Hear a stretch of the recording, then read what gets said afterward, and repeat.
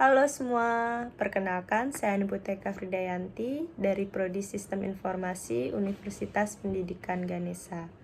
Pada kesempatan ini, saya akan menjelaskan mengenai analisis Pareto. Analisis Pareto merupakan suatu prinsip Pareto atau aturan 80/20 yang menyatakan bahwa semua kejadian sekitar 80% dari efeknya disebabkan oleh 20% dari penyebabnya. Prinsip ini ditemukan oleh seorang ahli ekonomi dari Italia, Vilfredo Pareto, pada tahun 1906. Dalam penelitian idenya, beliau menemukan pengamatan yang menarik. Beliau menemukan bahwa 80% lahan di Italia dimiliki oleh 20% populasi orang di Italia. Aturan 80/20 atau analisis Pareto dikembangkan lebih lanjut oleh Joseph Johann telah tahun 1940, sehingga aturan ini dapat digunakan dalam berbagai hal. Adapun contoh praktik aturan 80/20 pada kehidupan sehari-hari, misalnya 20% produk atau layanan menghasilkan 80% keuntungan, dan 80% keluhan pelanggan berasal dari 20% produk atau layanan yang disampaikan.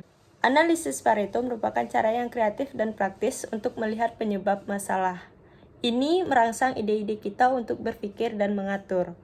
Analisis Pareto ini juga membantu mengidentifikasi 20% penyebab utama yang mengarah pada 80% masalah yang perlu diselesaikan. Pada analisis Pareto, ada beberapa langkah yang harus diterapkan. Langkah pertama yaitu mengatur dan mengidentifikasi masalah, lalu mendokumentasikannya berdasarkan pengamatan yang dilakukan, wawancara, dan laporan. Setelah melakukan hal tersebut, lalu mendokumentasikan dalam sebuah tabel.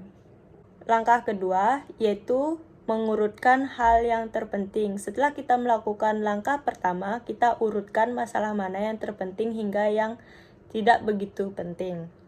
Lalu pastikan bahwa masalah terpenting atau penyebab terpenting didokumentasikan terlebih dahulu. Langkah ketiga yaitu tandai dan beri skor.